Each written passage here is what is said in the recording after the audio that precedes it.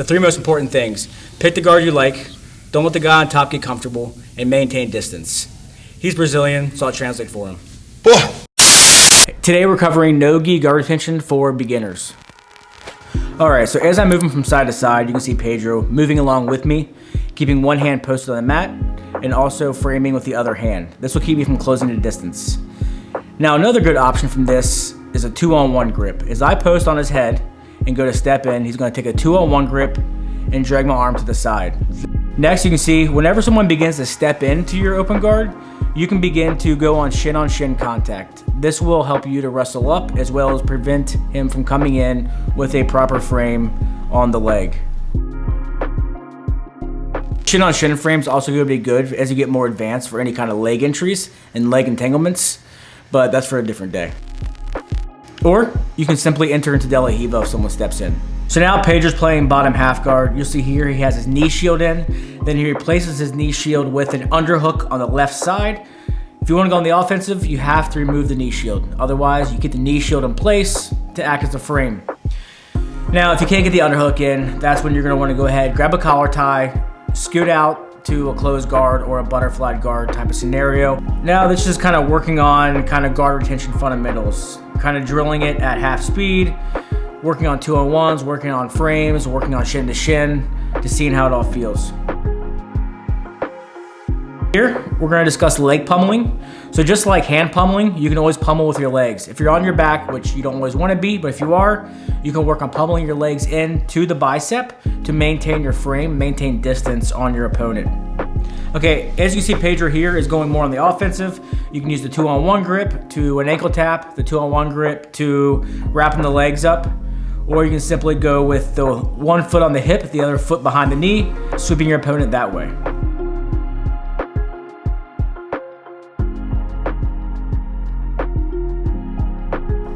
All right, so let's go more in depth on guard retention fundamentals.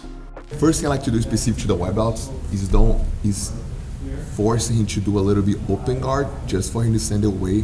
He needs to move right. So first thing I put the focus, the guy don't put his head on the floor.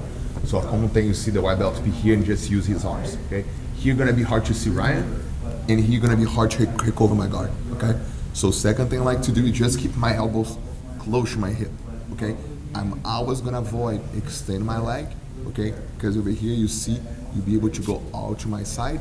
I keep my knees close to my chest, exactly that position, and keep my elbows close, okay, to my knees here. So for example, if Ryan comes here, I always be able to put my both feet inside, feet on the bicep, one foot inside, one foot on the hip, and I can force him to be a little bit closer for me. Before I start to use it, for example, De La Riva, I can bring my foot all the way inside and I start to go in a single leg X. So, but I was gonna be here if I have my back on the mat. It's not what I wanted right now, but if it is happening on the sparring, I can be comfortable here to keep my knees close to my chest. I can put my hook inside, and if he rip palm, I can come with my foot in. I'm always gonna avoid to extend my leg, because over here he can do a just basic knee cut and be able to be over my side, okay? So I was gonna be that tight. All right, now we have the 2-on-1 to the wrestle up. So one option is to go 2-on-1, you wrestle up on the near leg, or option 2 is 2-on-1, tap the near leg, wait for your opponent to defend, and then go for the outside leg.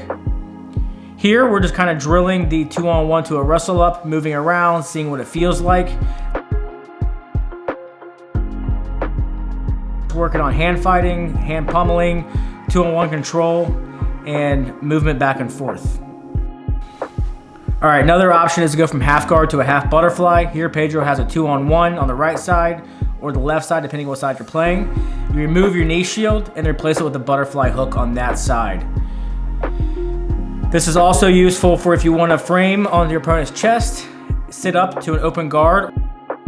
All right, so when someone starts passing your guard by trying to get the inside control on your hip, you can take the 2-on-1 control the opposite ankle, and insert your De La Riva hooks. That's one great way to retain guard here in this case.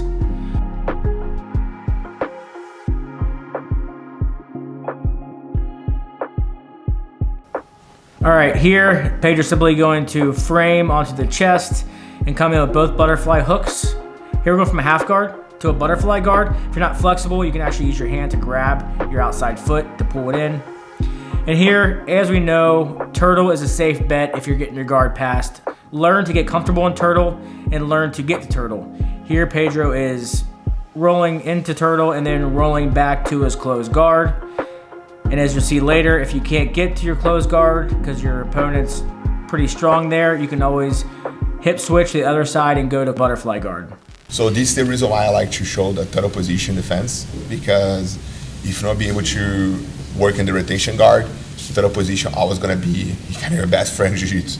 So if for any different reason, my partner put my back on the mat, okay, and imagine like he pretty strong, just throw my leg away for the other pass, and I start to end up over here in the turtle. First thing I was gonna concern, he don't take my back, okay?